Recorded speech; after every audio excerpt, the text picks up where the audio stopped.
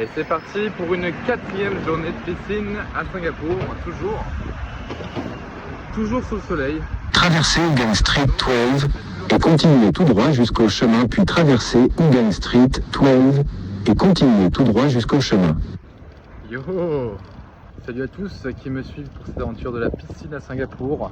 On est à la fin du 4e jour, 22h30 passées. Je suis sur le retour là.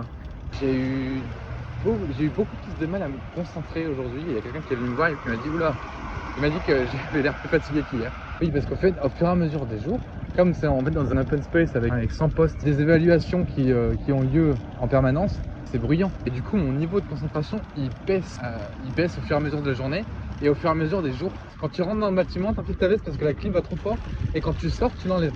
Franchement, moi, j'en suis exactement au même point. C'est-à-dire le C00. Demain, c'est vendredi, c'est le premier examen. Bon, je ne me fais pas trop de soucis parce que bien sûr, j'ai l'énorme avantage. C'est vraiment un quoi m'attendre, malgré le fait que je n'ai jamais allé au-delà de 40 sur 100 à un examen. Mon meilleur score c'était 40. On a qu'à espérer que demain, mon meilleur score, ça soit 50. Voilà. Demain matin, je vais faire que des corrections, je ne vais pas coder, je ne vais pas lancer mon code. Voilà, c'est tout pour moi, je vous dis.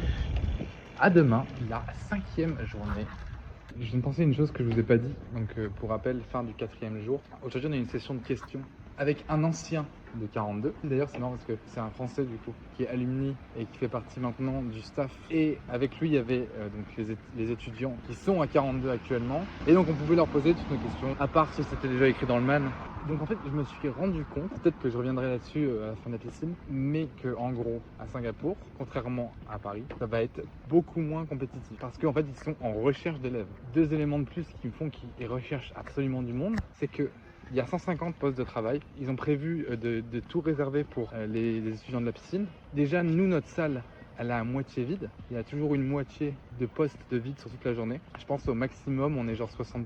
Et encore. C'est-à-dire que tout le reste n'est pas là. Par rapport à ces élèves-là, il y aura le filtre de ceux qui vont rester jusqu'à la fin. Et tu as ceux ensuite qui vont pas suivre le programme.